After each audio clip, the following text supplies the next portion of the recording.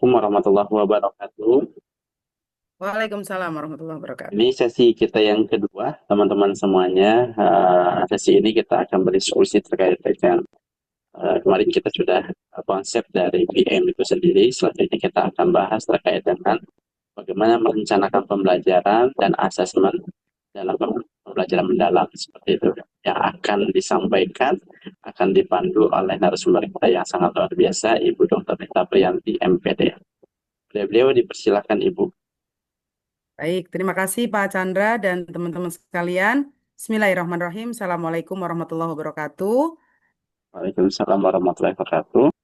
Selamat malam, salam sejahtera untuk kita semua. Alhamdulillah teman-teman sekalian, pada malam hari ini kita bisa kembali berjumpa untuk mendiskusikan terkait dengan bagaimana perencanaannya pembelajaran mendalam dan juga bagaimana asesmennya.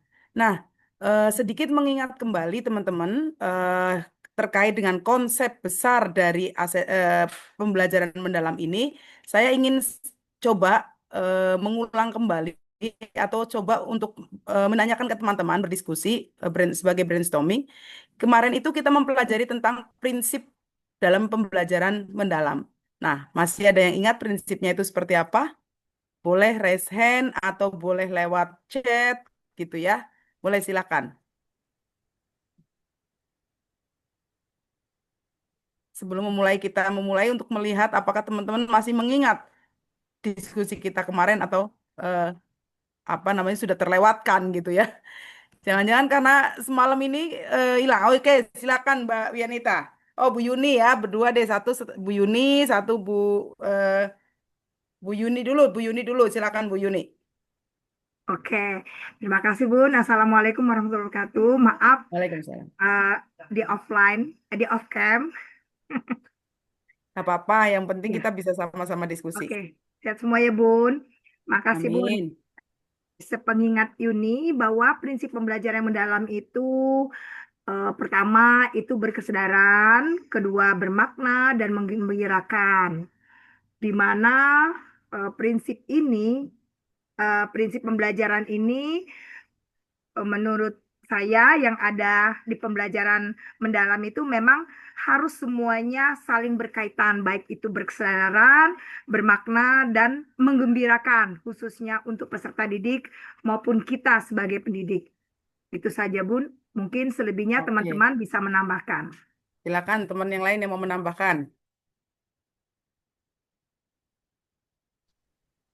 Izin Bunda, Ya, silakan. iya. Saya juga sepakat Bun berdasarkan penjelasan Bunda kemarin itu berdasarkan prinsip bermakna, berkesadaran dan menggembirakan dan juga pengalaman belajar pada pendekatan pembelajaran mendalam ini menggunakan prinsip 3M yaitu memahami, mengaplikasikan dan merefleksi. Mungkin itu Bunda tambahannya. Oke, jadi eh, masih ingat nggak teman-teman? Apa sih yang teman-teman pahami kemarin terkait dengan apa itu berkesadaran, apa itu bermakna, apa itu menggembirakan? Berkesadaran itu yang seperti apa? Anak dikatakan belajarnya berkesadaran nih, yang kayak apa berkesadaran itu? Eh, Boleh Bunda izin jawab lagi nggak Bunda? Oke, silakan Bu Ain. Mbak Dwinetas, Kalau silakan. anak pertama nyaman, kemudian fokus dan konsentrasi, sadar pada proses berpikirnya.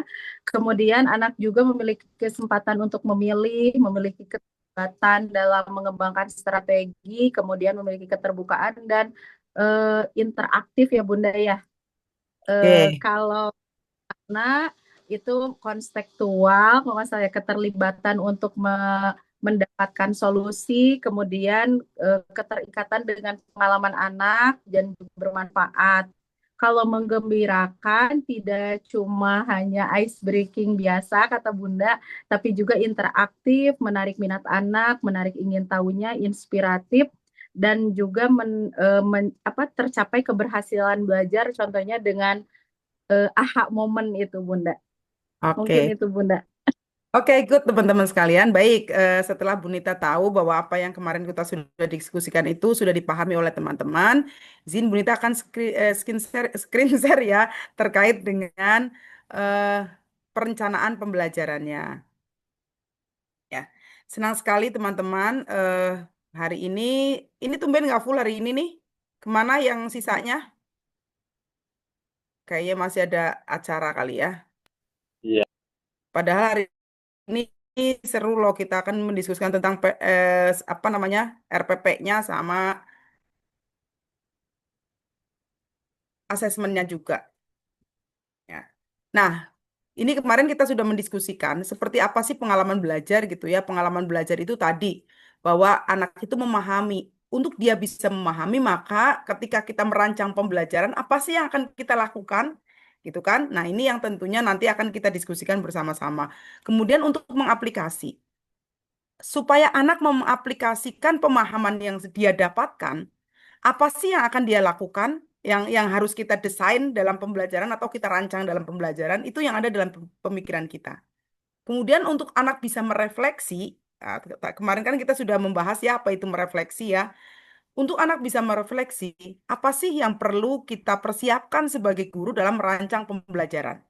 Nah, ini yang akan kita diskusikan teman-teman tadi. Yang memahami itu bisa mengajak anak menceritakan atau bercerita gitu ya.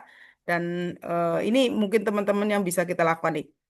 Kalau dalam pengalaman belajar nih, misalnya di dalam memahami.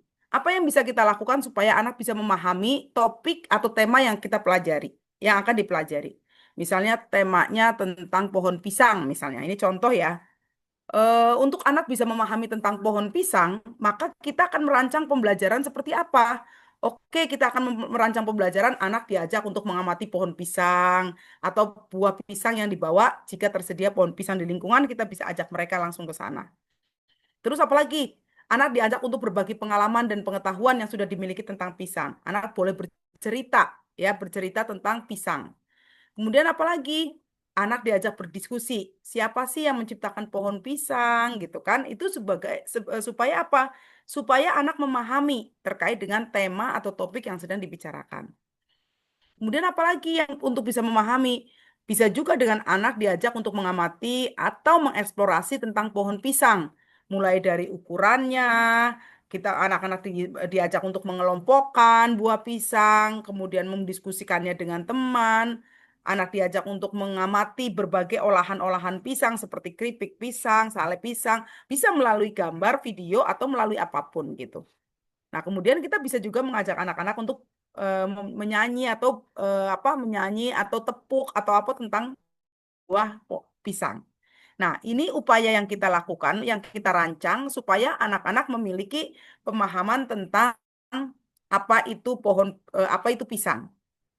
Nah, kemudian di pengalaman belajar mengaplikasi sebagai guru, kita harus merancang kegiatan seperti apa sih supaya anak bisa mengaplikasi pengetahuan, pemahaman yang dia pahami tadi tentang pisang. Nah, yang bisa kita lakukan adalah bisa menyediakan berbagai ragam main yang kayak alat dan bahan untuk mendorong anak itu bisa mengeksplorasi. Mengeksplorasi apa? Mengeksplorasi tentang pisang sesuai dengan minatnya. Kita sebagai guru ngapain? Kita menyiapkan ragam main dengan cara bisa misalnya apa? Ragam main untuk anak-anak bisa membuat pohon pisang atau kebun pisang atau olahan pisang misalnya. Ragam main berikutnya kita bisa menyiapkan berbagai media gitu ya untuk anak bisa membuat poster-poster tentang pisang misalnya. Kemudian kita juga bisa menyiapkan ragam main yang kaya dan itu dengan cara apa? Membuat olahan-olahan pisang, membuat pisang dari berbagai alat dan bahan, membentuk berbagai karya dari pelapa pisang, serta itu ya membuat grafik tentang jenis-jenis pisang. Nah, ini yang bisa kita lakukan pada saat anak-anak sedang bermain, apa yang kita lakukan? Yang kita lakukan adalah memberikan dukungan atau scaffolding, memastikan bahwa tujuan pembelajaran itu tercapai. Nah, untuk satu kegiatan ini bisa dilakukan oleh anak bisa beberapa hari, tergantung dari anak itu sendiri ya. Bisa dilakukan, bisa memfasilitasi kegiatan itu untuk beberapa hari gitu ya. Nah, teman-teman sekalian, kadang-kadang ada yang menanyakan gini, ragam main yang sudah kita siapkan, apakah semuanya harus dibuat oleh anak? Enggak harus dibuat oleh anak. Mereka boleh memilih yang sesuai dengan minat mereka mau di mana. Nggak harus semua ragam main dibuat oleh anak gitu. Ya, namanya ini perencanaan. Ya, yang perlu teman-teman pahami apa itu perencanaan. Perencanaan adalah sebuah rencana. Yang namanya rencana bisa jadi anak-anak tidak mengikuti apa yang kita rencanakan. Boleh nggak Bu Nita, mereka itu udah kita menyiapkan membuat ragam main dengan berbagai alat untuk mereka kita arahkan kita apa kita desain supaya mereka membuat pohon pisang, membuat poster. Kemudian anak nggak mau membuat itu, boleh nggak? Boleh. Kita kan hanya merancang. Nah, nanti implementasinya anaklah yang akan memilih, dia pengen memilih dan membuat seperti apa. Kemudian berikutnya, dalam pengalaman belajar, itu adalah merefleksi. Apa yang kita lakukan dalam merefleksi sebagai guru, supaya anak bisa merefleksi?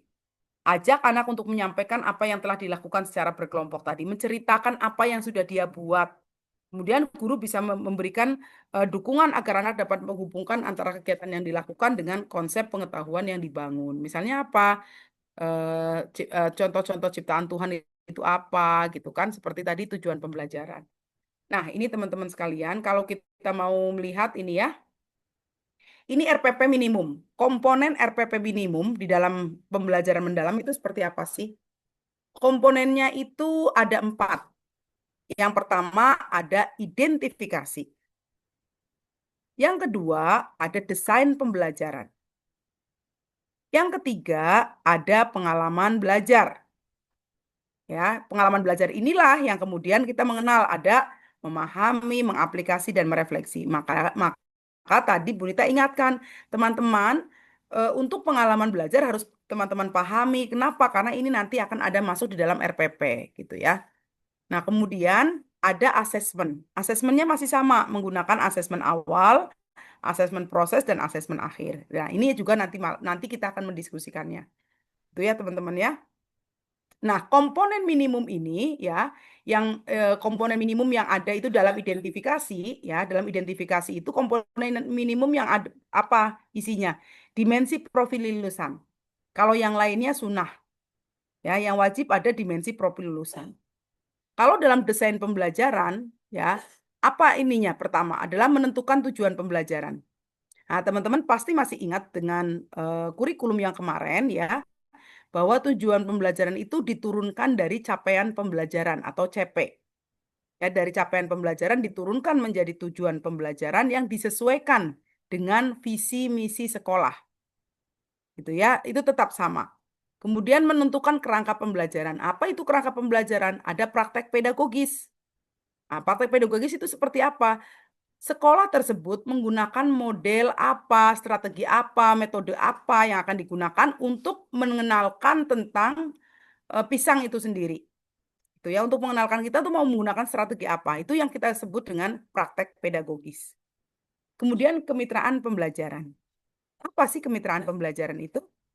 Kemitraan pembelajaran ini adalah ketika kita bermitra dengan baik orang tua, baik mungkin komunitas, profesional maupun dengan guru. Nah, itu adalah namanya kemitraan pembelajaran. Kalau dengan pisang kita bisa dengan tema pisang kita bisa mengundang siapa, misalnya gitu. Oh, kita bisa mengundang tukang buah misalnya ya. Atau mungkin kita bisa mengundang yang punya kebun pisang misalnya. Nah, itu juga bisa menjadi kemitraan pembelajaran. Siapa lagi kira-kira misalnya dengan tema kalau teman-teman yang mungkin selama ini sudah dilakukan ya dengan tema dokter, kita mengundang tema profesi, biasanya teman-teman mengundang dokter dan sebagainya. Itu adalah sebetulnya kemitraan pembelajaran. Nah, berikutnya dalam desain pembelajaran itu ada lingkungan pembelajaran. Apa sih lingkungan pembelajaran ini? Apa yang akan kita tulis dalam RPP ketika lingkungan pembelajaran? Lingkungan pembelajaran ini adalah berbagai ragam main yang kita siapkan baik di dalam maupun di luar ruangan yang mendukung anak untuk memahami tentang apa itu topik yang dipelajari. Misalnya apa itu pisang, kalau saat ini bicara tentang pisang. Gitu ya. Jadi itu yang akan dilakukan oleh anak kita gitu ya, menata lingkungan main baik di dalam, di luar, kita siapkan setting mainnya supaya anak-anak paham apa itu pisang. Nah, berikutnya adalah pemanfaatan digital. pemanfaatan digital ini sunnah hukumnya di PAUD gitu ya, boleh ada boleh tidak ya. Apa itu pemanfaatan digital?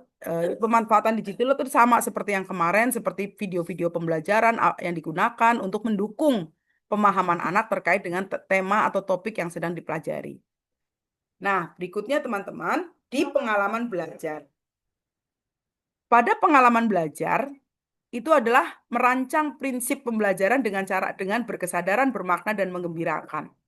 Ya, kemudian mendeskripsikan, memahaminya itu ngapain, tadi sudah kita jelaskan ya, mengaplikasikannya itu kita mau ngapain, dan merefleksinya kita itu mau ngapain. Seperti itu ya. Kemudian asesmen awal, asesmen proses, dan asesmen akhir. Nah, untuk lebih jelasnya, mungkin Bu Nita akan memberikan contoh ya. Contoh yang mungkin nanti akan menjadi tugas teman-teman yang harus diupload ke Google Drive ya terkait dengan penyusunan RPP dengan menggunakan pembelajaran mendalam atau kita sebutnya RPPM, rencana pembelajaran mendalam atau RPM ya. Sebentar, Bu Nita akan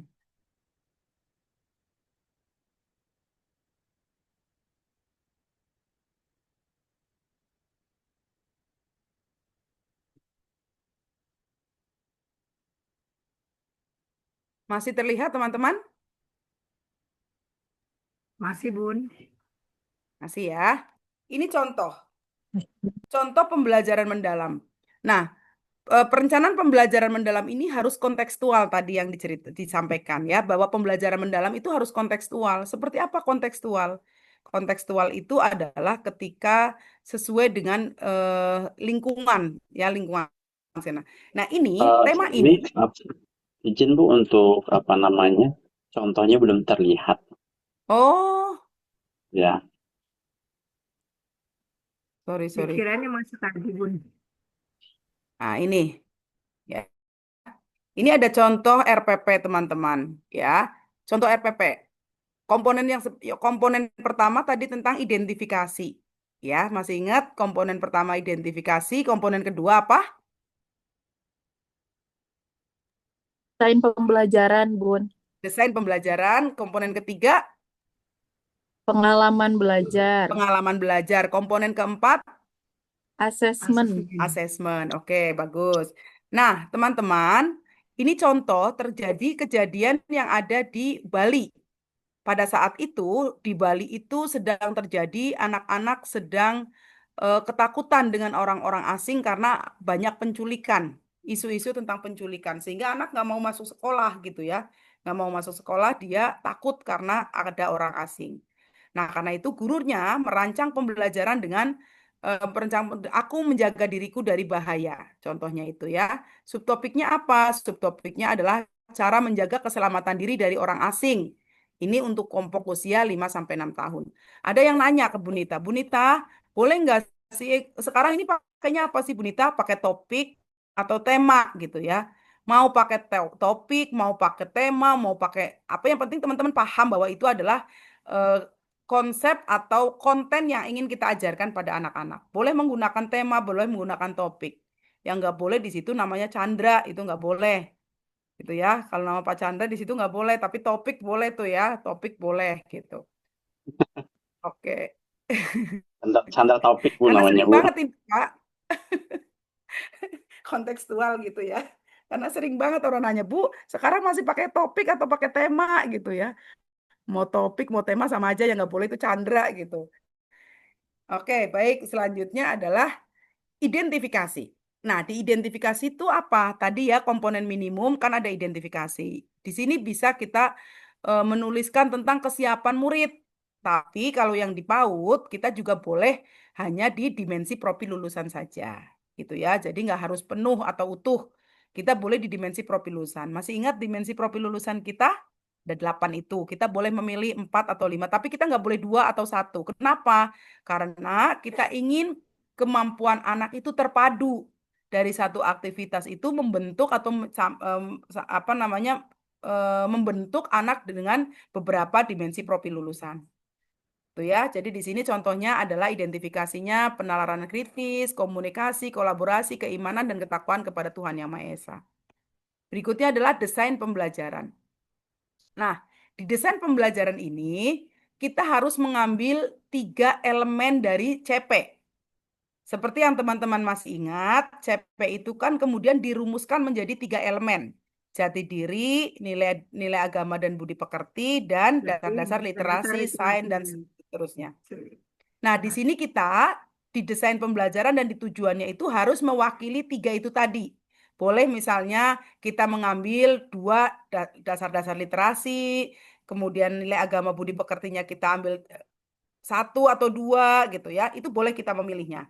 Itu nanti kita pilih jati diri misalnya kita 2, misalnya gitu ya. Itu boleh kita memilih dan menentukan dengan tema tadi aku menjaga diriku dari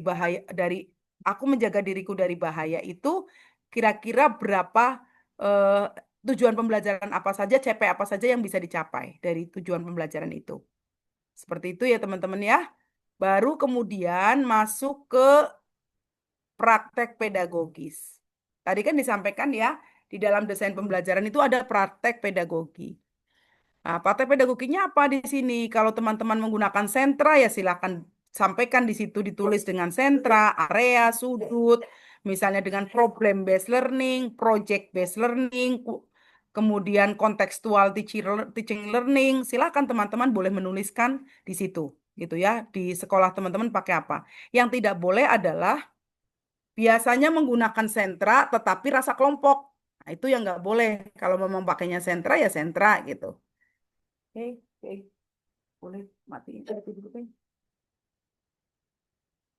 Jangan dimatiin di ini soalnya ada garis-garis. Nah, kok hilang? Hilang nggak sih Pacan? Kok gambar saya nggak ada Pacan? Enggak sih Bu, nggak hilang untuk Oh ada, udah. Oke, selanjutnya adalah kemitraan. Kemitraan siapa yang digandeng kemitraan pada materi ini, pada topik ini ya? Karena topiknya adalah tentang cara menjaga dari bahaya, menjaga diri dari bahaya, maka kita mengundang kemitraannya dengan polisi sahabat anak. Nah, narasumbernya menceritakan atau materinya tentang cara menjaga keselamatan diri. Harapannya apa? Harapannya dengan anak eh, memiliki pengetahuan. Ya kan ini kan masih di tahapan memahami desain pembelajarannya ya. Anak itu nanti memiliki pengetahuan tentang cara menjaga keselamatan diri. Kemudian lingkungan pembelajaran. Apa yang ditulis dalam lingkungan pembelajaran? Lingkungan pembelajaran ini adalah semua lingkungan pembelajaran baik di dalam maupun di luar yang disetting oleh teman-teman bertujuan untuk apa? Mengeksplorasi anak untuk melakukan berbagai aktivitas dalam rangka untuk memahami tentang apa itu penyelamatan diri, gitu ya. Nah, kemudian eh, pemanfaatan digital menggunakan video pembelajaran menjaga diri dari orang asing. Tujuannya untuk apa? Untuk memperkuat pemahaman anak tentang bagaimana cara keselamatan diri. Nah, masuk berikutnya di komponen yang berikutnya yang ketiga, yaitu komponen tentang pengalaman belajar. Nah, pada pengalaman belajar ini, ya, apa yang dilakukan oleh kita, rancangan kita? Rancangannya adalah guru menerapkan prinsip pembelajaran berkesadaran, bermakna, dan menggembirakan untuk mencapai tujuan pembelajaran. Pengalaman belajar dapat dilaksanakan dalam 5 kali pertemuan. Jadi nggak harus 5 kali, teman-teman misalnya 6 kali, 7 kali. Teman-teman itu yang nanti akan menentukan sendiri berapa kali kira-kira tema ini akan dipelajari oleh anak. Gitu ya. Jadi bukan berarti karena contohnya 5 kemudian harus 5. Enggak ya. Nanti disesuaikan oleh teman-teman sekalian. Berikutnya adalah dalam pengalaman belajar pertama adalah memahami. Memahami pertama apa? Anak kita ajak nonton video cara melindungi diri dari orang asing. Kemudian anak diminta menceritakan video yang sudah ditonton dengan bahasa sederhana. Anak diminta menceritakan video itu sebagai bentuk bahwa anak itu sudah paham tentang konsep orang asing itu, gitu kan? Nah, kemudian anak diberikan kesempatan menceritakan pengalamannya terkait dengan kasus penculikan, pengalaman bertemu dengan orang asing yang pernah dia dengar atau dialami. Nah, selanjutnya anak diperkenalkan dengan narasumber polisi sahabat anak yang memberikan materi tentang cara menjaga keselamatan diri. Berikutnya apalagi supaya anak bisa paham. Supaya anak bisa paham, kita mencoba merancang pembelajaran dengan apa? Anak diberikan kesempatan berdiskusi dengan narasumber, kemudian diberikan penguatan untuk menjaga keselamatan diri. Ini adalah rancangan yang akan kita buat supaya anak paham tentang apa itu menjaga keselamatan diri. Nah, pada saat mengaplikasi, rancangan apa yang bisa kita buat? Supaya mereka itu bisa mengaplikasikan pengetahuan yang dia dapat dari memahami itu tadi. Anak-anak diajak berdiskusi tentang cara menjaga keselamatan diri, guru memfasilitasi dengan pertanyaan ini. Kenapa pertanyaan ini? Nah, pertanyaan ini bisa juga sampai pada tahapan taksonomi Solo. Ya, misalnya contoh, apa sih eh, apa bahaya keselamatan diri itu apa? Nah, itu kita bisa apa itu keselamatan diri? Bagaimana bagaimana kita menjaga keselamatan diri? Dan nanti bisa menggunakan struktur pemikirannya adalah taksonomi Solo. Ya, misalnya unistrukturalnya itu apa? Pertanyaan supaya anak-anak kita mau mancing pertanyaan. Oh, anak ini baru sampai tahapan unistruktural misalnya gitu ya, baru tahu satu konsep dan sebagainya. Nah, kemudian apa yang akan kalian kalian lakukan ketika dalam bahaya dan siapa yang akan kalian datangi jika dalam bahaya? Ini untuk mengetahui atau memancing pengetahuan anak terkait dengan tadi tentang bahaya orang asing. Nah, kemudian apalagi yang bisa dilakukan? Guru menyediakan ragam main yang kaya alat dan bahan. eh, te- Kegiatan yang difasilitasi guru antara lain apa? Bisa bermain peran, membuat alat penyelamatan dari diri dari berbagai media, membuat diorama kantor polisi, membuat peta sekolah, membuat emotion perasaan. Yang perlu teman-teman ingat pada saat memfasilitasi anak-anak bermain ya di dalam mengaplikasikan, kita harus lihat tujuan pembelajarannya apa. Sehingga nanti ragam main yang kita siapkan itu akan merujuk pada capaian tujuan pembelajaran tersebut gitu ya. Jadi nggak asal kita merancang pembelajarannya saja, tapi kita lihat tujuan pembelajarannya. Nah, berikutnya adalah anak diminta untuk menceritakan pada saat merefleksi ya. Anak diminta untuk menceritakan kegiatan belajar yang paling mereka sukai dan yang paling sulit mereka lakukan. Ini untuk apa? Untuk anak terbiasa untuk merefleksikan. Masih ingat kemarin materi kemarin, merefleksi itu apa? Ya kan, dalam refleksi itu kan ada regulasi diri gitu ya. Kemudian anak diajak berdiskusi apa yang akan mereka lakukan selanjutnya saat pulang sekolah, bermain atau beraktivitas kehidupan terkait dengan penyelamatan diri. Ini akan berkaitan dengan apa? Tak kemarin kita membahas tentang pada saat merefleksi anak harus memahami tentang metakognisi. Apa itu metakognisi? Metakognisi adalah ketika dia sudah paham tentang sebuah konsep tema yang kita ajarkan tadi tentang bahaya orang asing, kemudian dia bisa mengaplikasikan itu ke dalam dia pada saat bermain menciptakan sesuatu yang dia inginkan. Yang berikutnya pada saat merefleksi adalah apa yang akan dia lakukan ketika dia sudah paham tentang itu semua. Oh, berarti apa yang kita lakukan? Dia tahu bagaimana berhati-hati pada saat bermain, berhati-hati pada saat pulang sekolah ketika bertemu dengan orang asing. Itu adalah metakognisi. Metakognisi adalah kelanjutan dari pemahaman yang dia lakukan. Kalau misalnya tentang temanya gitu ya, kita bedakan temanya. Kalau temanya tentang gempa seperti kemarin di Jogja ya, di Jogja terjadi gempa. Kebetulan Bunita kemarin ngisi para pelatih-pelatih itu salah satu contohnya adalah gempa. Nah, gempa itu mereka sudah memahami dengan cerita-cerita, dengan menonton video, dengan mendatangkan Basarnas dan sebagainya. Sampai anak-anak membuat rumah anti gempa dan sebagainya yang di eh, aplikasi mereka membuat sesuatu, mengaplikasikan itu sesuatu sesuai dengan karya mereka. Pada saat merefleksi, anak disuruh menceritakan apa sih yang tadi kalian buat dan kemudian dia juga menceritakan nanti kalau begitu kira-kira apa yang akan kamu lakukan ketika sudah ada gempa. Apa yang bisa kamu lakukan kalau ada gempa? Nah, itu kemudian dia tuh punya pemahaman ketika sudah ada gempa tuh dia mau ngapain? Oh, saya harus bersembunyi di bawah belakang eh, lemari supaya di samping lemari supaya nggak kerubuhan dan sebagainya. Itu adalah bagian dari pemahaman mereka tentang gempa. Maka di sini penting guru itu paham betul mendalam tentang topik yang akan diajarkan. Nah, berikutnya teman-teman, guru memberikan kesempatan kepada anak untuk menyampaikan perasaannya atau emosinya. Ya, ini terkait dengan tadi regulasi diri. Ya, kemudian guru memberikan dukungan agar anak dapat menghubungkan kegiatan yang dilakukan dengan konsep pengetahuan. Ya, kalau kita memberikan itu materi kemarin tentang sungai gitu ya, guru memberi dukungan bahwa sungai itu harus kita jaga supaya bersih. Tadi terjadi penyulingan kan supaya bersih gitu ya, menjaga lingkungan supaya bersih gitu. Kita memberi dukungan dengan menghubungkan antara air dengan konsep kebersihan. Seperti itu kurang lebihnya Pak Chandra, teman-teman ya, kita bisa diskusikan sebelum kita masuk ke penilaian. Cukup waktu 1 jam kita untuk membahas penilaian. Silakan teman-teman. Oke, silakan teman-teman yang ingin eh, bertanya.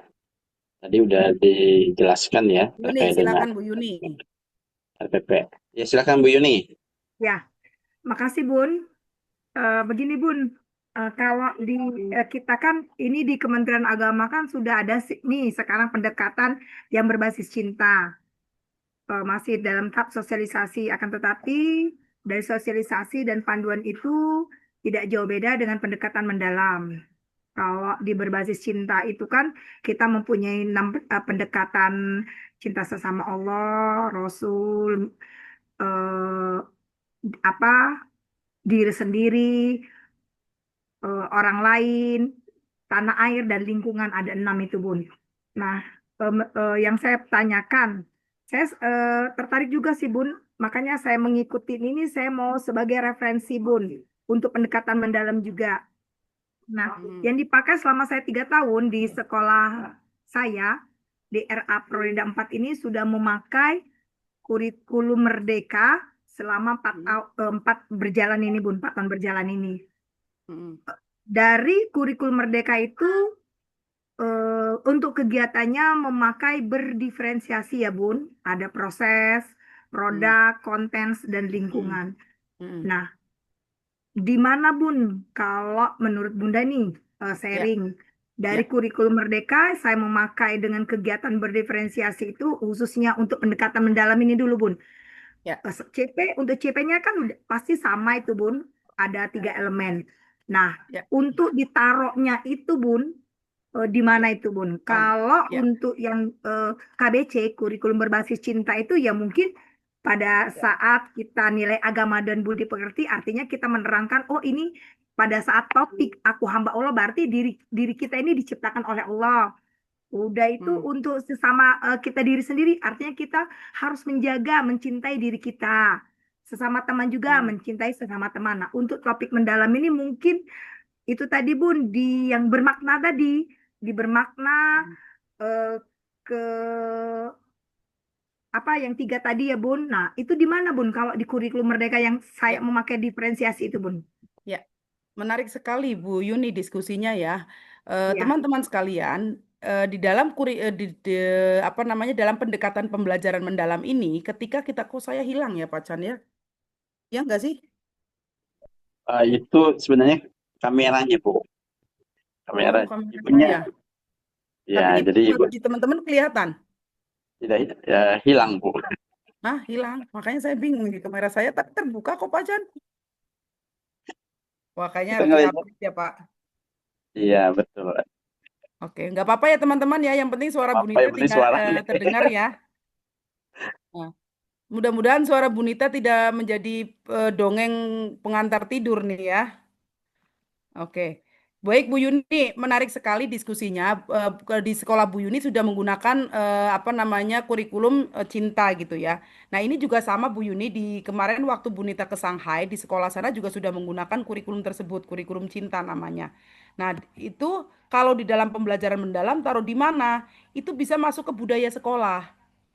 Ya, di dalam budaya sekolah itu nanti ada ya, di budaya sekolah itu nanti ada yang namanya di dalam kurikulum nanti ya, pada saat menyusun KOSP, kurikulum operasional sekolahnya itu salah satunya adalah ada budaya sekolah. Nah, bagi sekolah-sekolah yang menggunakan nilai-nilai agama, kemudian ada yang Kristen juga menggunakan sekolahnya Kristennya dan sebagainya itu nanti ditaruhnya di sana Bu Yuni. Ditaruhnya di dalam budaya sekolah gitu.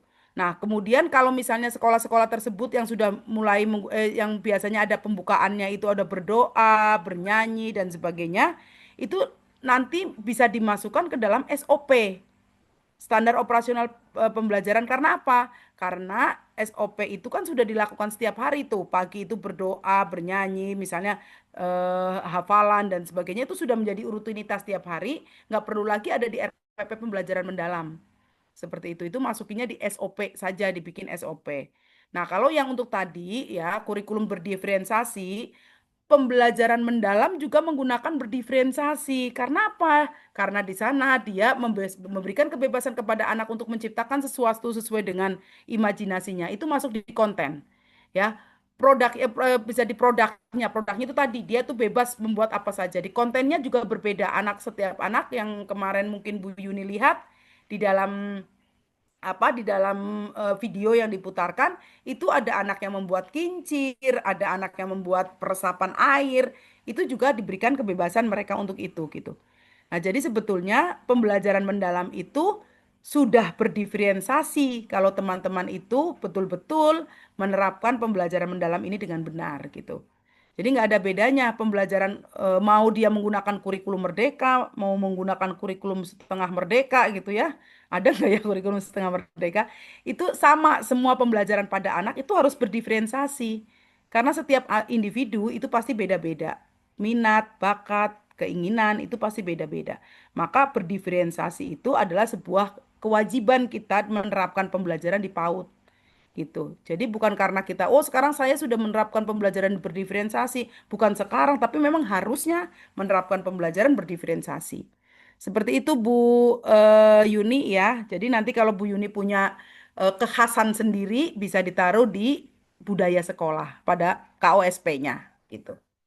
Nah, Izin itu Bun bisa lagi menjadi Bun. penilaian tersendiri Bu Yuni nanti pada Iya, saat penilaiannya ada punya form sendiri yang khusus untuk penilaian di sekolahnya Bu Yuni yang kekhususan gitu. oke. Bun izin lagi Bun bertanya Bun.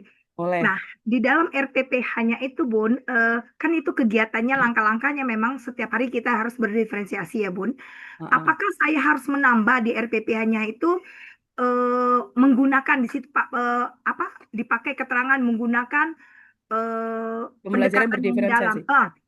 Ya, gitu Bun. Atau di setiap berdiferensiasi itu harus kita bikin, oh ini yang bermakna. Sepertinya berdiferensiasi itu eh, mindful, joyful itu semua sih Bun, ada semua Bun. Iya.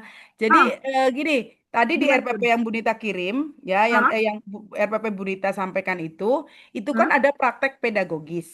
hmm, Nah, di praktek pedagogis itu Bu Yuni bisa menuliskan pembelajaran yang dilakukan di sekolah dengan menggunakan pendekatan, dengan menggunakan project based learning misalnya, atau menggunakan model apa, menggunakan model apa gitu ya, dengan menekankan pendekatan berdiferensiasi pada anak. Itu bisa menjadi salah satu poin di dalam praktek pedagogis gitu. oke oke Bun. Ah, ah. Oh, jadi bisa saya tambahin itu Bun ya. Sekaligus di KW apa tuh kalau KOSP-nya, sekarang itu masuk di kurikulum budaya belajar. kurikulum ya dengan ditambah dengan gaya belajar. Nah, di kurikulum sekolahnya juga Bun, itu tinggal saya ditambahkan dengan yang tadi Bun ya, lingkungan Budaya eh, sekolah. budaya budaya sekolah. Jadi Mm-mm. ditambahkan dengan pendekatan pembelajaran mendalam dan itu tadi KBC tadi berbasis cinta tadi Bun. Seperti itu ya Bun. Sebetulnya berbasis cinta itu, di dalam berbasis cinta itu, kalau berbasis cintanya betul-betul di situ juga sebetulnya udah mendalam. Jadi kalau mau ditambahkan seperti itu ya nggak apa-apa. Tapi Hmm. bukan berarti supaya terlihat mendalam gitu ya, nggak begitu Nah, juga gitu. Nah, kalau di pembelajaran mendalam ini ada kurikuler dan ada kokurikuler. Ya di kokurikulernya itu kalau dulu teman-teman mengenalnya P5 gitu kan. Nah, teman-teman yang dulu mengenalnya P5. Kalau dulu P5 itu penilaiannya tersendiri dengan menggunakan elemen-elemen tadi, elemen jati diri dan sebagainya. Bukan menggunakan elemennya penilaian P5 ya yang berkebinekaan global dan sebagainya. Tapi kalau yang sekarang ini sama semuanya merujuknya pada dimensi profil lulusan gitu. Ya, jadi kalau misalnya Bu Yuni di sekolahnya sudah menggunakan kurikulum cinta, kalau mau dikombin dengan pembelajaran mendalam, itu adanya di mana? Itu adanya di dalam tadi budaya sekolah dimasukkan di situ. Seperti itu, Bu Yuni. Seperti itu, Bun. Oke, oke, Bun. Jadi saya kalau untuk intra dan kokurikulernya itu apakah harus RPPH-nya itu dua? Kan waktu belum ada revisi kebijakan baru, Bun, P5 itu saya harus menggunakan dua RPPH, satu RPPH intrakurikuler dan satu kokurikuler. Ya. Sekarang juga masih sama, Bu, tetap dua, Oh, Bu. sama ya, Tetap Bun? harus menggunakan dua, tetapi Ah, kalau yang sekarang apa ending atau goalnya itu ya itu ke dimensi propilulusan gitu. Sekarang juga sama bikinnya kokurikuler intrakurikuler dan kokurikuler gitu. Yang sekarang ini kita baru mempelajari tentang intrakurikuler. Masih ada lagi satu sesi tentang bagaimana menyusun RPP untuk kokurikuler. Seperti itu. hmm. Iya, Oke, iya. teman-teman. Oke, Bun, makasih, Bun. Terima kasih untuk Sami-sami. referensi saya, Bun. Jadi ini saya juga lagi menggodok RPPH eh, yang mendalam ini, Bun. Boleh nanti saya Ya, sharing-sharing kalau untuk RPPH-nya untuk RPPM itu bisa nggak RPPM itu bisa untuk 5 hari, Bu Yuni, 5 sampai 6 hari gitu ya. 5 hari ada yang 2 minggu. RPPM itu bisa sampai 2 minggu. Ada oh, yang satu bisa. minggu gitu ya. Karena apa? Karena itu agak-agak agar anak-anak itu betul-betul mempelajari sesuatu itu secara mendalam. Mungkin Bu Yuni kemarin kan lihat video kan, video Hmm, yang Bu Nita putarkan. Nah itu juga 5 hari itu satu RPP tentang air. sama, Bun. Ya, sama, Bun, sama, Bun. Hmm. Mm-mm. Saya enam Sama hari, kan? Bun. Iya. Sama. Hmm. Oke. Oke, Sip. Oke, Bun, makasih banyak, Bun, untuk Ya. sharing-sharingnya. Pak Chan, Oke. kok saya nggak bisa screen share lagi ya, Pak San? Masa sibuk? Ibu kan Iya, nggak di sini. ada. Oh, ini nih udah. Saya mau Siap, sharing silakan. tentang penilaian. Lanjut ya, teman-teman ya. Kita masuk ke penilaian nih. Bunda boleh izin bertanya dulu, Bun, sedikit, Bun? Boleh, silakan Mbak Wianita. Iya. Bunda mau ini Bun mengkonfirmasi berarti kalau untuk RPM ini rencana pembelajaran mendalam kan seperti tadi untuk 5 hari ya Bunda ya. Mm-mm. Berarti kita membuat lagi RPM setelah yang itu selesai berarti ya Bunda ya. Ini Bunda mau Gimana? Iya kan kita tadi membuat RPM itu contohnya buat 5 hari gitu ya Bun ya. Misalnya kan Ah, tentatif berarti ya Bun ya. Sesuai dengan tujuan pembelajaran dapatnya kebutuhan berapa ya. hari tuh goalsnya Hmm. gitu kan. Hmm. Berarti misalnya masih di situ pekerjaan kita berarti si RPM-nya itu aja ya Bun ya. Nggak usah RPPH seperti yang sebelumnya. Iya, nggak usah bikin RPPH lagi kan itu bisa dipakai untuk 5 hari. Tinggal nanti di Oke penilaiannya siap. mendalam, kemudian aktivitasnya Mm-mm. juga yang mendalam seperti yang kemarin kita sudah ini juga kan, udah video itu kan itu Oke. udah bisa untuk Jadi 5 hari. lebih lebih simpel dan lebih enak sih ya Bun ya. Iya, kan Iya, pengennya betul. begitu supaya Iya, apa siap, namanya? siap. Supaya guru itu lebih fokus kepada perkembangan anaknya bukan ke administrasi. Oke. Siap, siap Bunda. Terima kasih Bunda. Oke, lanjut ya. Kita masuk ke RPP, ke penilaian perkembangan anak. Nah, ini juga penting. Kenapa?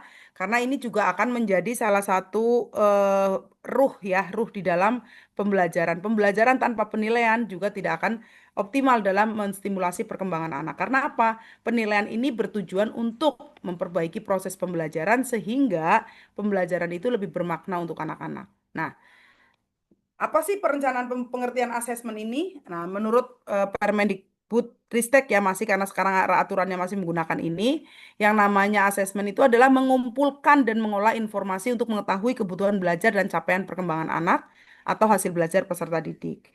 Dilakukan pada saat kapan? Pada saat awal, proses, dan akhir. Pada saat sebelum belajar, pada saat belajar, dan setelah proses pembelajaran. Jadi sebelum pembelajaran itu kita harus sudah punya catatan atau sudah punya penilaian sehingga itu dijadikan dasar untuk merancang RPP. Gitu ya. Selama ini kan kita tidak melakukan itu. Jadi mau ngajar aja tanpa ada apa sih evaluasi dari atau asesmen dari sebelumnya. Nah, dari data hasil penilaian ini digunakan untuk apa? Untuk refleksi dalam meningkatkan mutu pembelajaran. Apakah dari sisi strateginya yang harus kita perbaiki, apakah metodenya yang harus kita perbaiki, ataukah dari sisi tema yang kita ajarkan. Gitu ya. Itu yang menjadi penilaian sebelum pembelajaran. Kemudian apalagi merancang kegiatan pembelajaran yang tepat. Ya, dengan melakukan penilaian itu bisa dapat digunakan untuk merancang pembelajaran yang tepat. Nah, dalam pembelajaran mendalam, teman-teman sekalian, prinsipnya masih sama, tidak ada perbedaan yang signifikan ya. Berkeadilan, autentik, itu harus sesuai dengan kebutuhan anak gitu ya. Objektif, harus sesuai dengan informasinya itu harus faktual atas pencapaian perkembangan anak, kemudian holistik. Holistik itu terpadu. Kalau di PAUD itu kan tentu ya harus semua aspek perkembangan. Nah, penilaian juga harus bersifat edukatif, yaitu menjadi umpan balik bagi pendidik, orang tua, dan juga peserta didik dalam meningkatkan proses pembelajaran dan hasil belajar. Nah, ini, nah, asesmen awal itu digunakan dilakukan kapan sih? Apa yang perlu kita siapkan? Asesmen awal itu perlu direncanakan untuk apa? Sebagai bukti kesiapan belajar secara emosional dan mental anak. Bahwa pengetahuan anak itu sudah sampai mana sih terkait dengan materi atau konten yang akan kita ajarkan, terkait dengan CP-CP yang sudah dicapai gitu ya. Itu jadi penting untuk kita merancang pembelajaran. Kemudian yang kedua, asesmen selama proses pembelajaran. Dirancang untuk apa? Memantau perkembangan belajar murid, memberikan umpan balik untuk perbaikan atau continue guru. Bisa digunakan dengan menggunakan teknik observasi, refleksi, diskusi, kuis, jurnal, itu yang bisa dilakukan pada saat proses pembelajaran.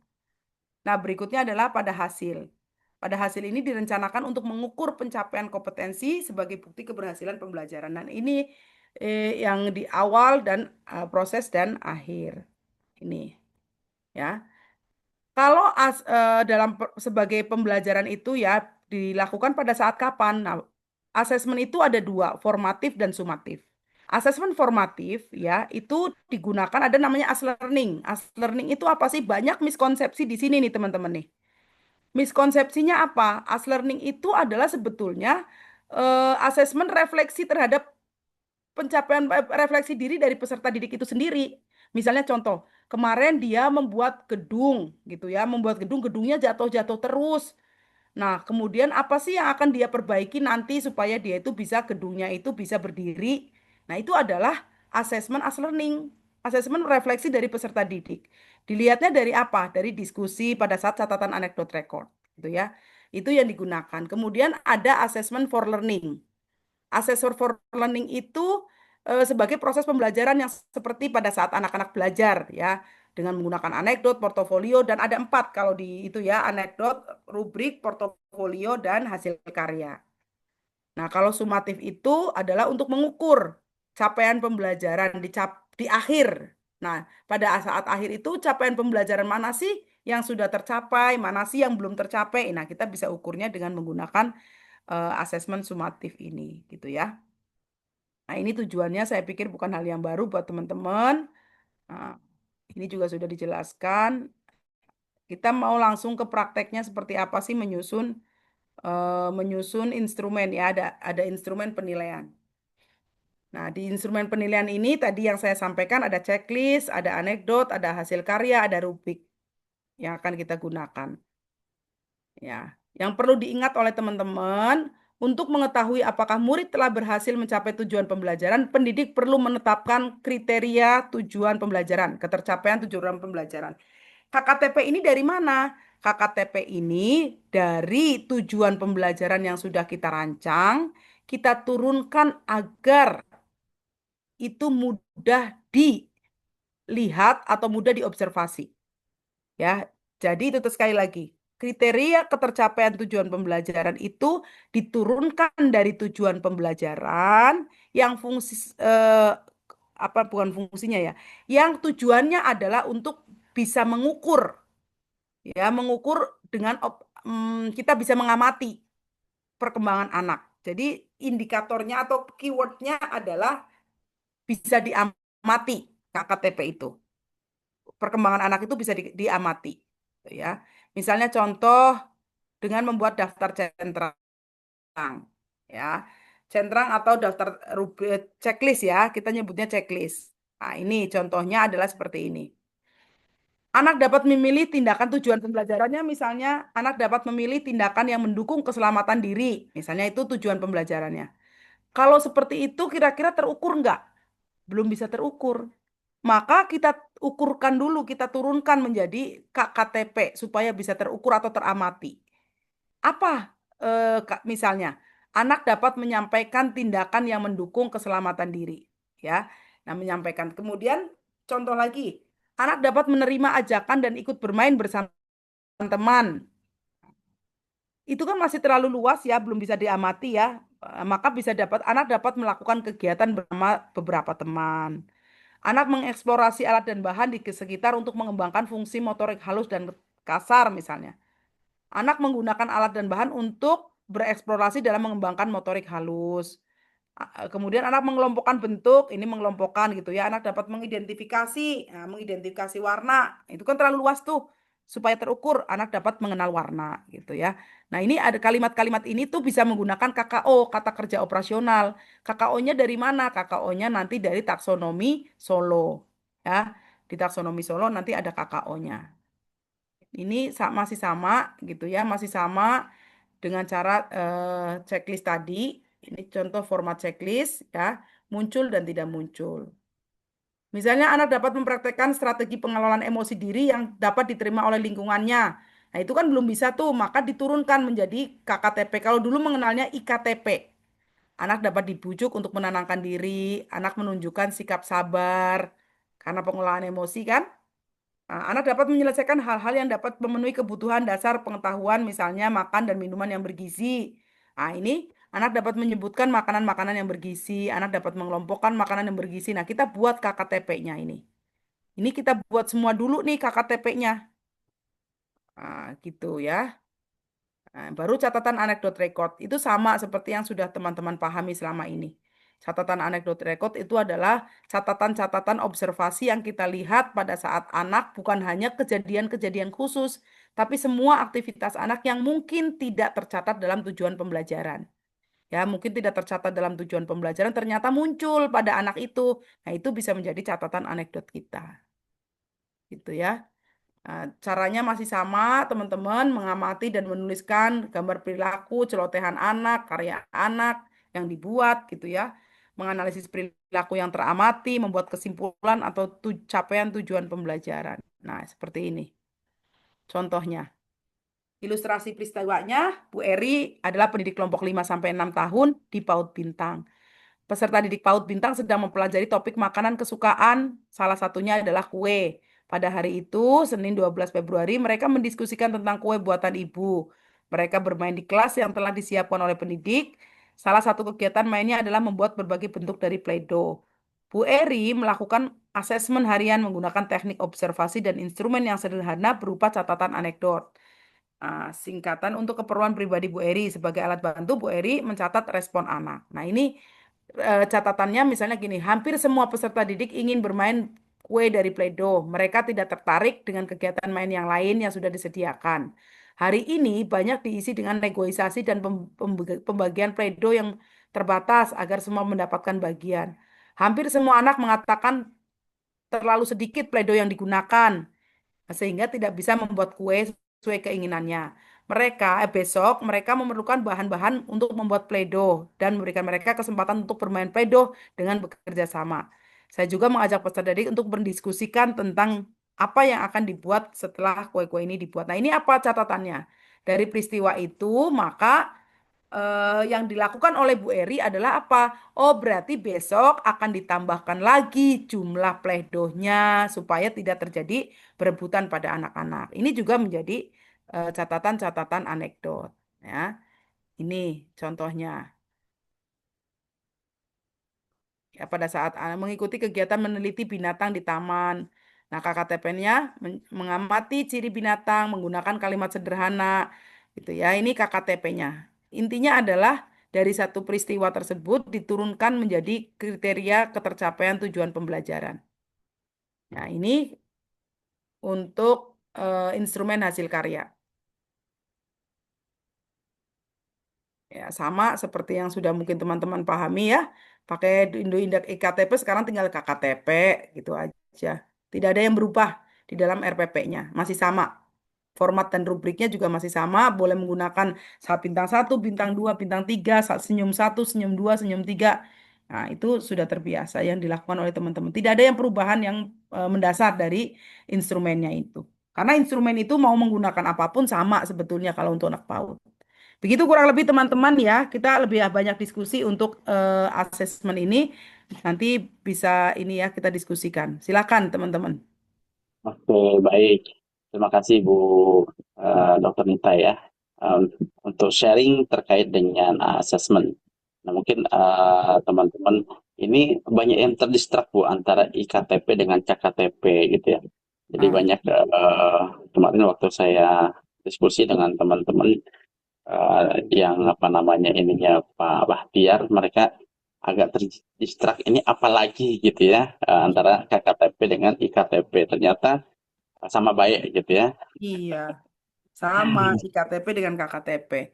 KKTP itu kriteria ketuntasan ketercapaian tujuan pembelajaran, IKTP indikator gitu. Iya, Seperti betul. itu.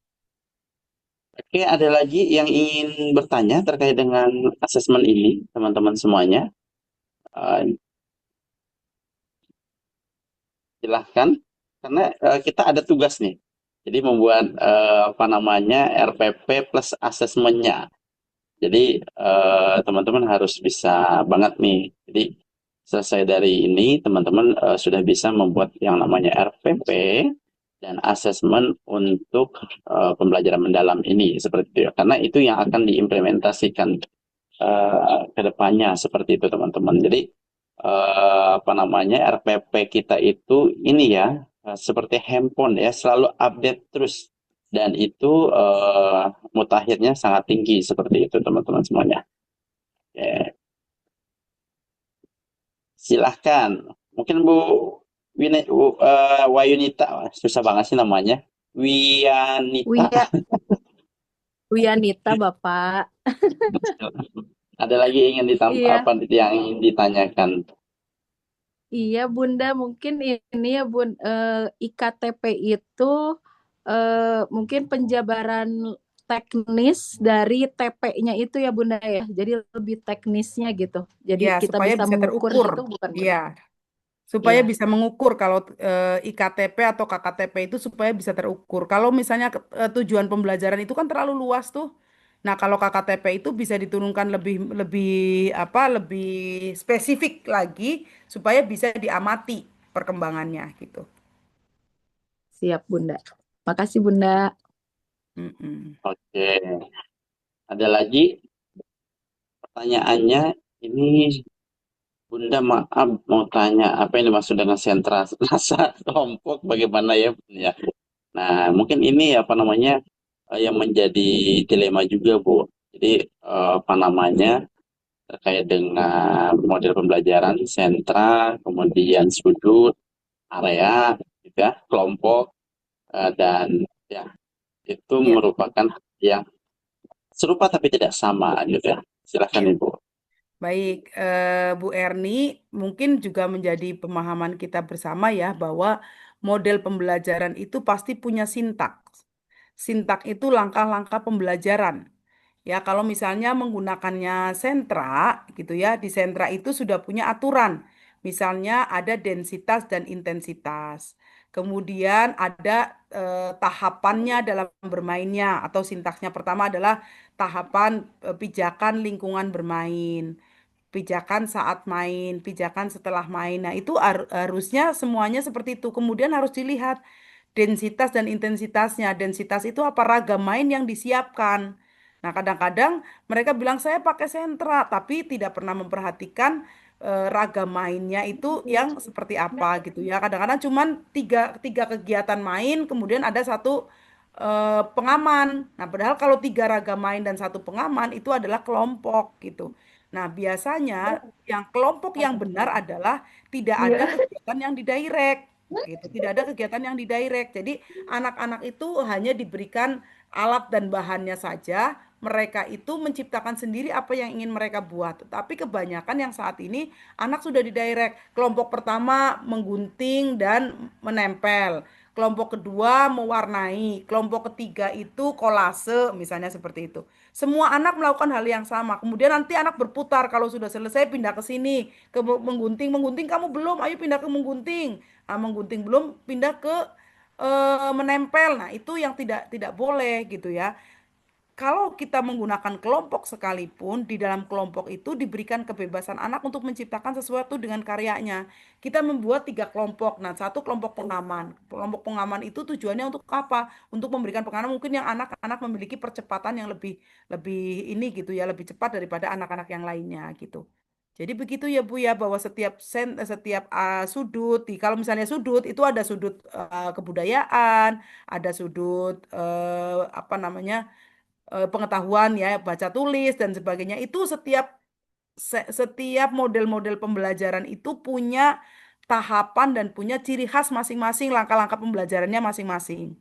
Nah, apa yang dimaksud dengan sentra rasa kelompok? Nah, sentra rasa kelompok itu tadi labelnya adalah sentra, tapi masuk ke dalamnya kelompok gitu dengan sudut pengaman. Seperti itu Bu Erni ya. Jadi nanti teman-teman memang harus memahami betul banyak sekali model-model pembelajaran di PAUD gitu. Sentra, area, sudut, ada Montessori, High-Scoop, Bank Street, banyak ya yang model-model pembelajaran itu. Seperti itu kurang lebihnya.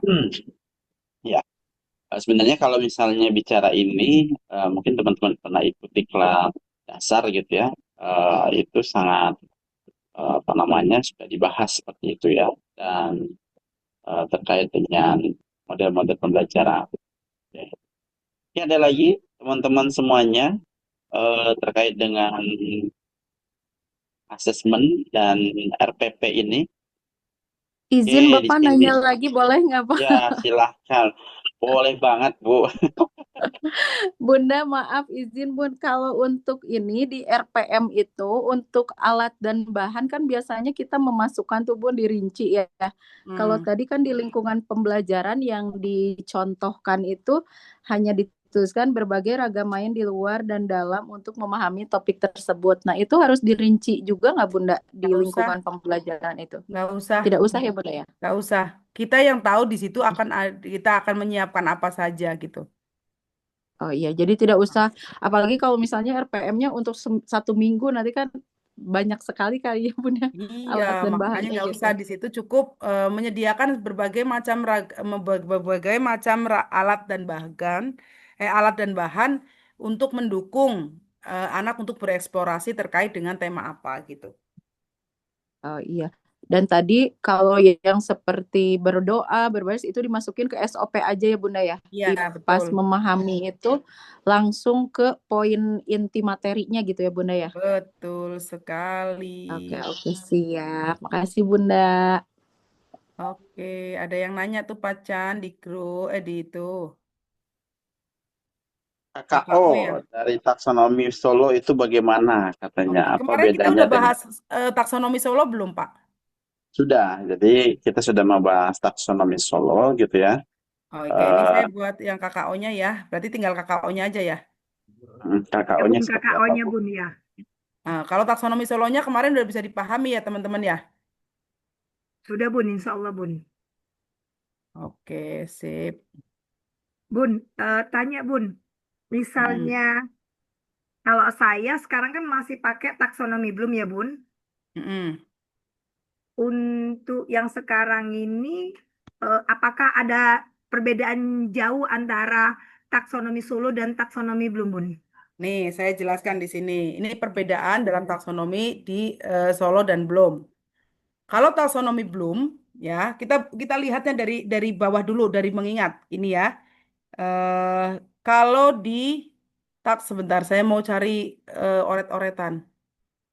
Mana nih oret-oretan saya? Oh ini, ya. Kalau di prestruktural, karena kita ini akan sepakat bahwa anak PAUD itu pasti sudah paham tentang tema yang sedang didiskusikan karena harus kontekstual dengan anak, maka prestruktural itu dikatakan anak belum memahami. Nah, di taksonomi ini, taksonomi di taksonomi Solo itu nggak ada ya, belum ada. Nanti kalau misalnya gini, kalau kita mengingat, kalau anak baru mengingat, ya, kalau di taksonomi Solo itu unistruktural. Nih, kalau di memahami itu sudah masuk ke multistruktural. Ya, kalau menerapkan dan menganalisis itu relasional. Kalau mencipta dan mengevaluasi itu sudah extend abstrak. Gitu. Ya, jadi kalau yang mengingat itu unistruktural, memahami itu multistruktural, kalau menerapkan dan mengaplikasi itu relasional, mengevaluasi dan mencipta itu extend abstrak. Nah, kalau dikaitkan dengan pengalaman belajar PM gimana? Kalau dikaitkan itu, memahami itu pada tahapan anak unistruktural dan multistruktural. Itu memahami. Mengaplikasi itu relasional. Merefleksi itu adalah berpikir diperluas atau extend abstrak. Seperti itu ya. Jadi yang namanya taksonomi Solo itu kalau disandingkan dengan taksonomi Bloom itu seperti ini. Mengingat itu masih unistruktural, memahami multistruktural, menerapkan dan menganalisis itu relasional, mencipta dan mengevaluasi itu sudah extend abstrak. Begitu Bu Yuni ya. Siapa tadi yang nanya? Saya, Bun. Oke, Bun. Ya, Bu Yuni.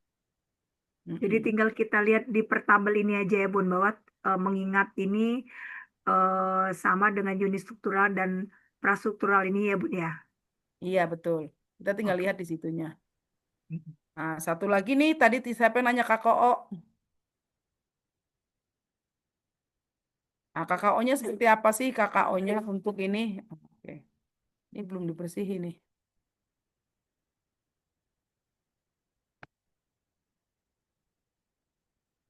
Nah, ini KKO-nya nih, kata kerja operasionalnya nih.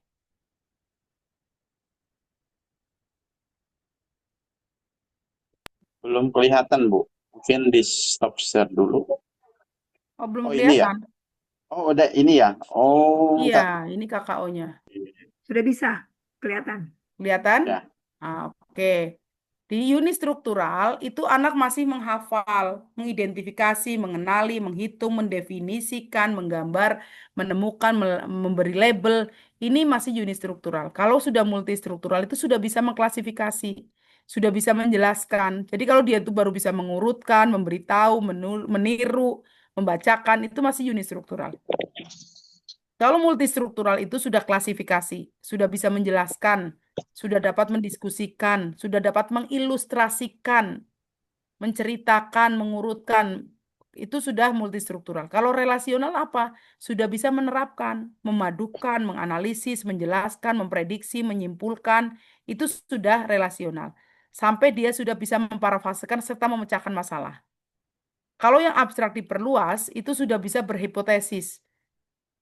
Berhipotesis itu misalnya gini, eh kalau misalnya terjadi gitu ya, kalau terjadi semua orang membuang sampah, semua orang di dunia ini membuang sampah pada tempatnya, dia tidak membuat kerusakan bumi, kira-kira apa yang akan terjadi?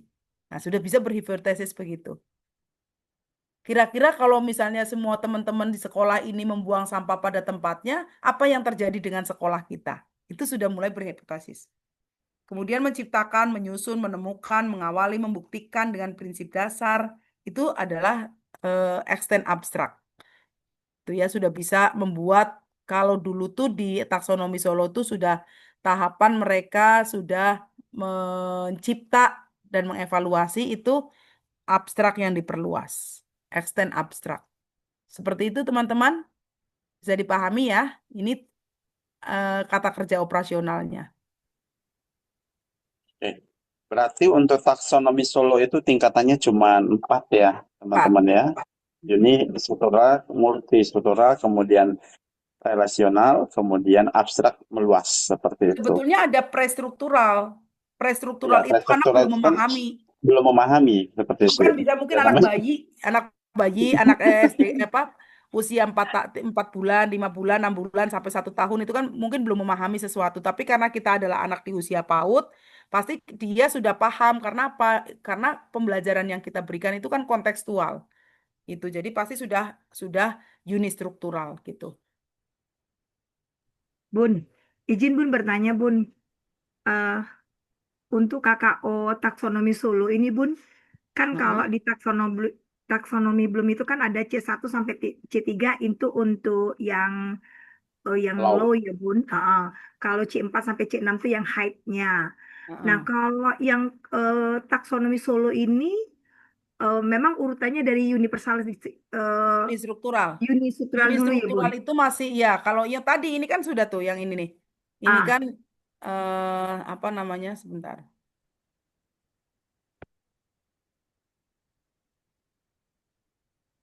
Nggak mau berubah, nggak mau berpindah. Bentar, stop stream dulu aja deh.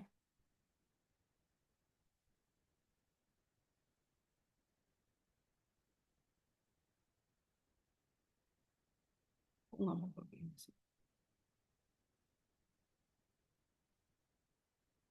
Kok nggak mau berpindah ini?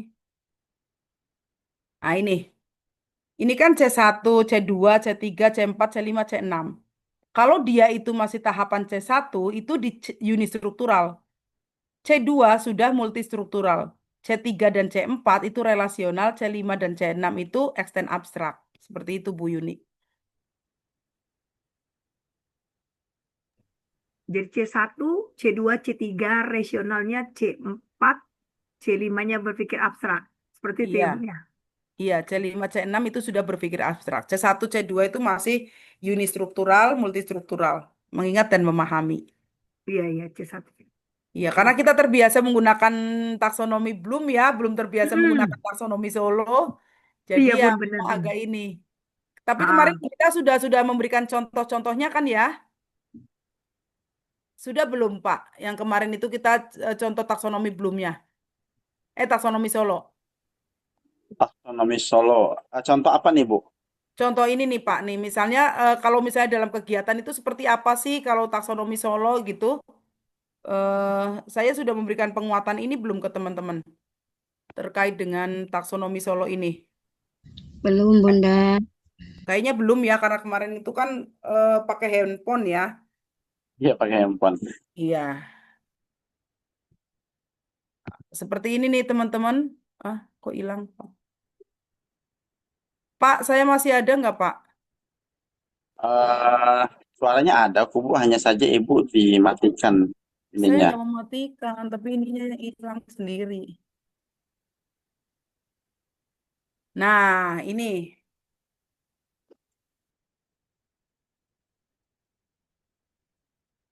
prestruktural, multistruktural, unistruktural tuh seperti ini.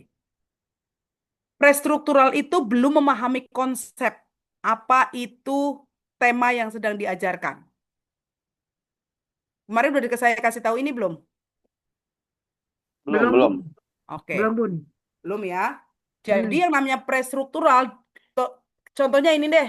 Kita hari ini akan membahas tentang pisang tadi ya, sesuai dengan yang ada ya pisang ya. Atau ini, prestruktural itu mereka belum paham apa itu, belum tahu ini pisang. Ya, dia taunya ada buah aja, dia belum tahu itu pisang. Kalau unistruktural, dia baru tahu, oh ini pisang. Multistruktural sudah mengetahui pisang itu ada pisang kepok, ada pisang raja, ada pisang pisang apa namanya? Pisang Tandu. ya, gitulah. Nah, banyak macam-macam pisang itu dia udah mengetahui pisang. Kalau relasional, misalnya gini, pisang itu sudah bisa dibuat pisang kepok, bisa dibuat apa pacaran Goreng. keripik, pisang goreng. Nah, itu juga sudah multi tuh. Dia memahami beberapa aspek terpisah, bukan hanya tentang pisang gitu. Tapi pisang itu sudah ternyata pisang itu bisa dibikin pisang kepok, bisa dibikin pisang goreng, pisang coklat, peju coklat itu tuh itu apa namanya multistruktural. Kalau relasional, oh pisang itu bisa dimakan, membuat kenyang, bisa ditanam gitu. Terus kalau habis dulu apa? Ah, besok aku mau bikin pisang yang ditambahkan dengan pisang stroberi. sesuai dengan imajinasinya gitu. Itu yang namanya, kalau contoh lain nih, contoh lain untuk mengetahui Sudah terkait mengetahui ya Bun, mana. bahwa anak itu sudah mengetahui. Kalau ini contohnya begini nih, kalau prestruktural itu dia baru tahu apa sih itu sampah. Oh, sampah itu adalah eh sisa barang-barang bekas, itu namanya sampah. Dia baru tahu itu yang namanya prestruktural. Kalau unistruktural, dia sudah mulai mengenal, oh sampah itu ada sampah kertas, sampah plastik, gitu. Ada kertas, ada plastik, itu sudah mulai tahu apa itu sampah dari satu aspek tadi. Kalau yang multistruktural, dia sudah mulai memahami beberapa aspek. Sampah itu bisa dipisah loh, ada sampah kering, sampah basah, gitu ya. Ah, itu sudah nih jenis-jenis sampah, ada sampah kering, sampah basah, itu ada sampah itu sampah organik, non-organik. Nah, itu sudah mulai itu dia mulai memahami sampah dengan berbagai melebihi dari 3 aspek. Kalau relasional itu sudah mulai mengaitkan sampah itu ada kaitannya dengan kebersihan. Sampah itu sudah ada kaitannya dengan lingkungan, itu sudah relasional. Ya, sudah mengkaitkan dengan kehidupan nyata.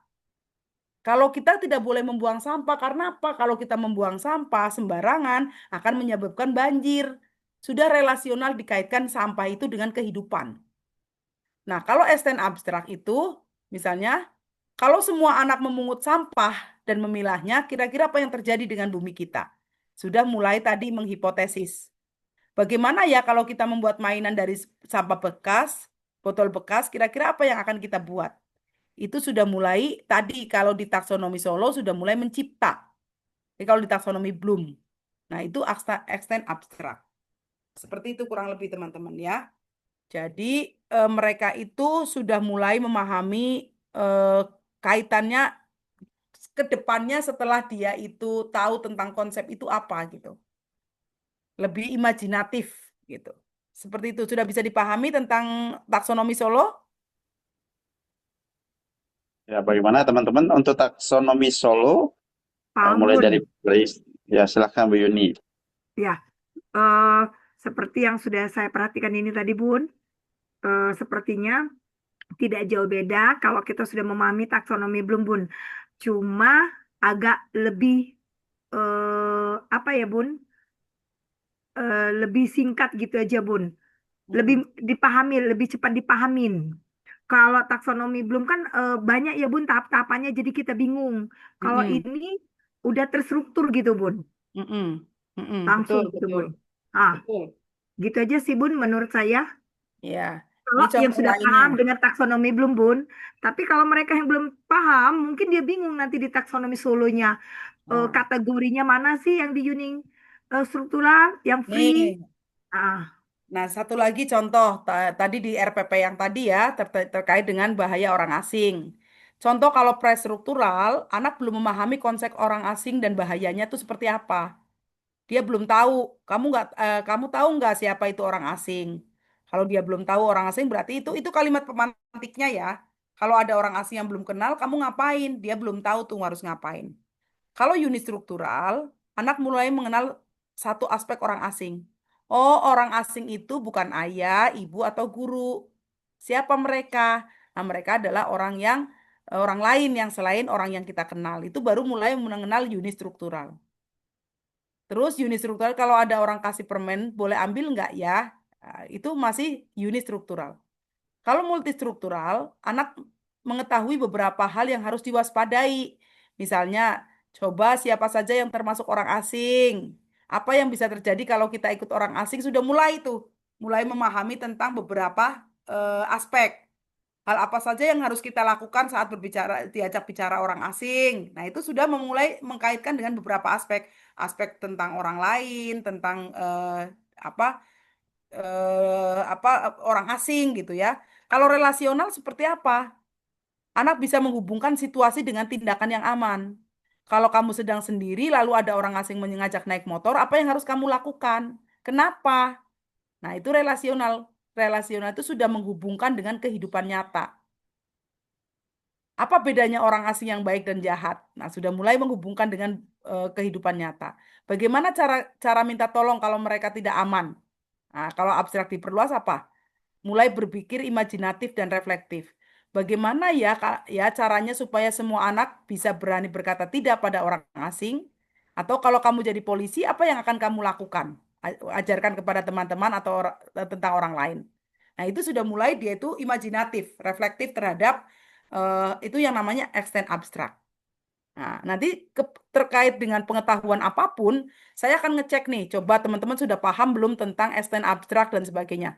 Kalau saya akan mengajarkan anak-anak tentang gudeg, nah, coba ada gudeg, coba Bu Yanita, ada tema tentang gudeg. Bagaimana kita bisa memahami anak itu unistruktural, multistruktural, eh, relasional, atau extend abstrak. Coba seperti apa?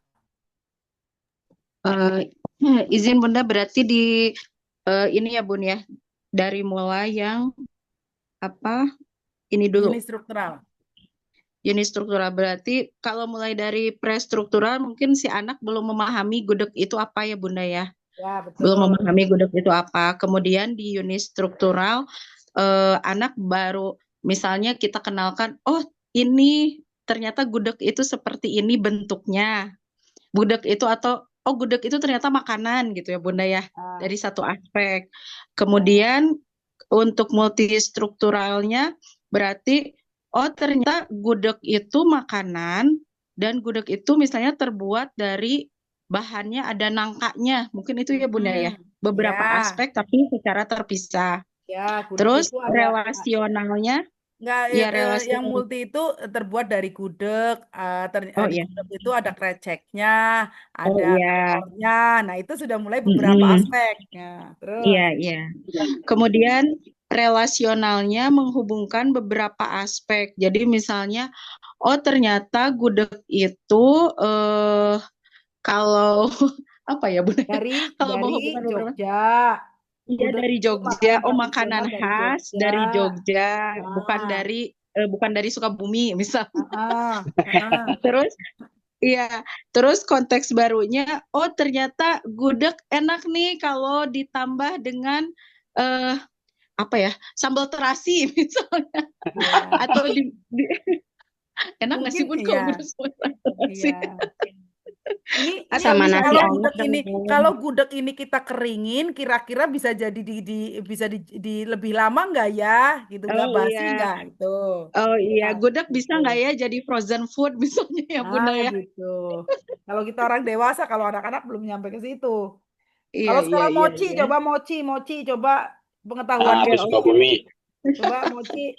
oke misalnya kalau mochi mochi itu prestrukturalnya apa itu mochi gitu ya belum tahu anak-anak terus kalau unistrukturalnya oh ternyata mochi itu makanan sebuah makanan yang terbuat dari tepung gitu kenyal atau kenyal Di terus dalamnya.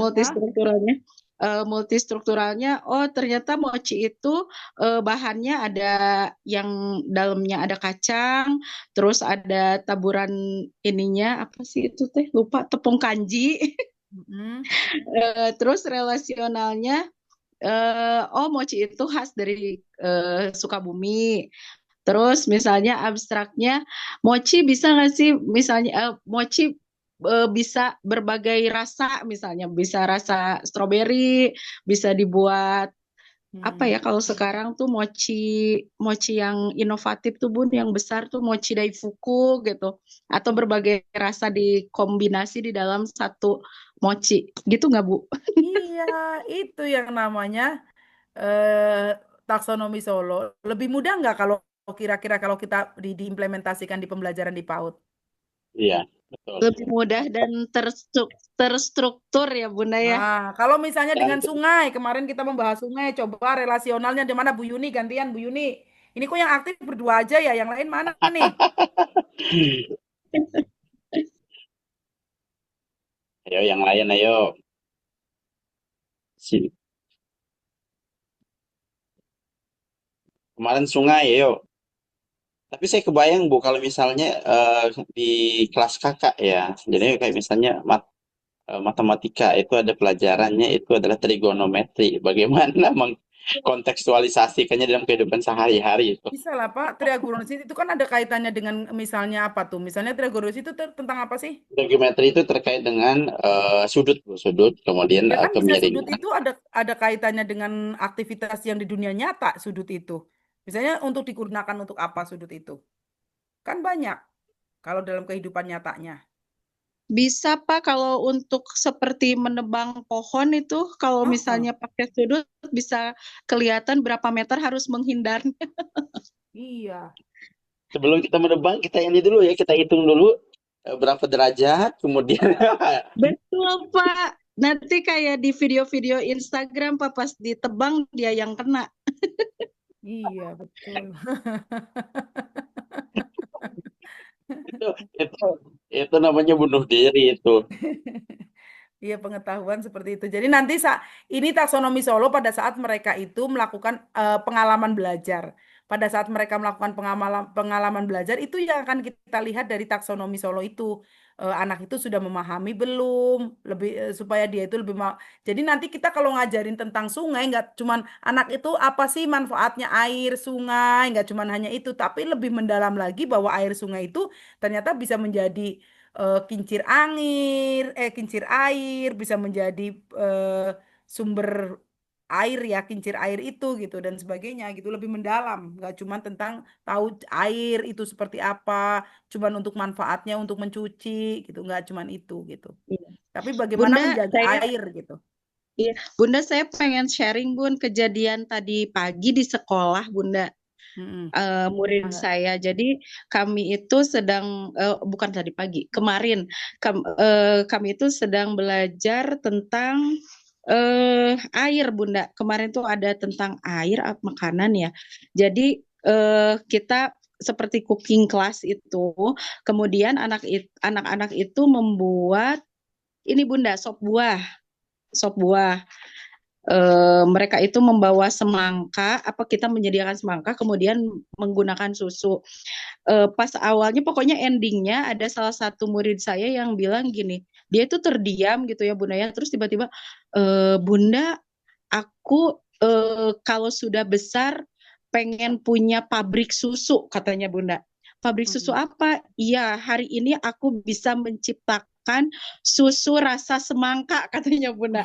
Ternyata kalau semangka aku hancurkan, aku aduk terus dengan susu, susunya jadi warna pink dan susunya jadi rasa semangka, katanya gitu Bunda. Nah, itu termasuk apa? Ya, Termasuk abstrak ya Bunda ya, menemukan Iya. konteks baru. Iya, extend abstrak kan gitu kan. Lebih Ya. enak ya memberikan penilaiannya ya. Iya, dan Kalau untuk lebih aha konten. momen banget Bun. Aha momen. Heeh. oke. Oke, teman-teman ada lagi untuk pertanyaannya? Jam Kalau 9. tidak ada, mungkin kita cukupkan dulu untuk malam hari ini. Bu Cucu, apa Kemudian, kabar Bu Hera? Udah lama Bu Hera nggak nongol ini. Alhamdulillah ketemu Bu Hera. ya nih Bu Cucu. Oke. Oke, kalau tidak ada pertanyaan, silakan Ibu di closing statement untuk malam hari ini. Teman-teman, ada tugas lagi ya. Jadi tugasnya itu adalah membuat RPP dan asesmennya. Seperti itu ya. Ini ada yang bilang kurang paham membuat asesmennya.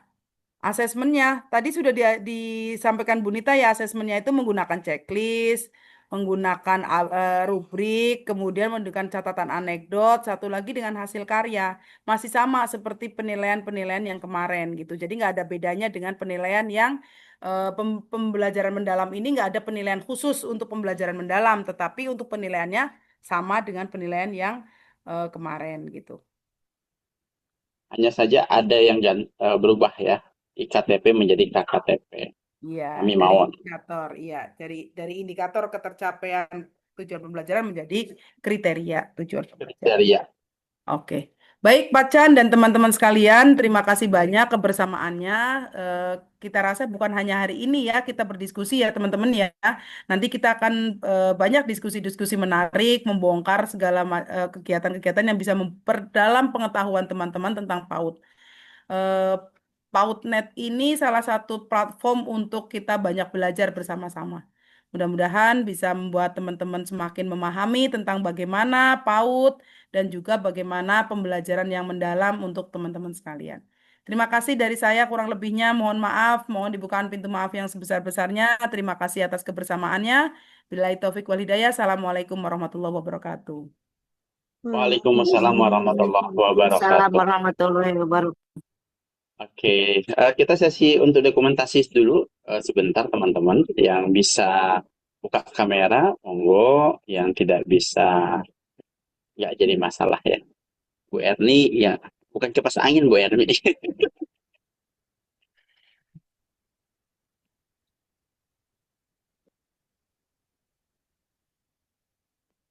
Oke, baik kita jaga KTP dulu ya. 1, 2, 3. Ya. Kemudian silahkan berikan love-nya. 1, 2, 3. Ya. Oke, teman-teman semuanya, untuk hari ini kita cukupkan dulu ya. Kita akan berikan tugas pada teman-teman semuanya untuk membuat RPP dan asesmennya seperti itu. Silahkan nanti dikumpulkan. Tapi untuk materi tadi yang asesmen nanti kita berikan. Kemudian untuk contoh RPP juga kita berikan. Terima kasih dan kami akhiri. Wassalamualaikum warahmatullahi wabarakatuh. Waalaikumsalam. Waalaikumsalam warahmatullahi wabarakatuh. Terima kasih Bu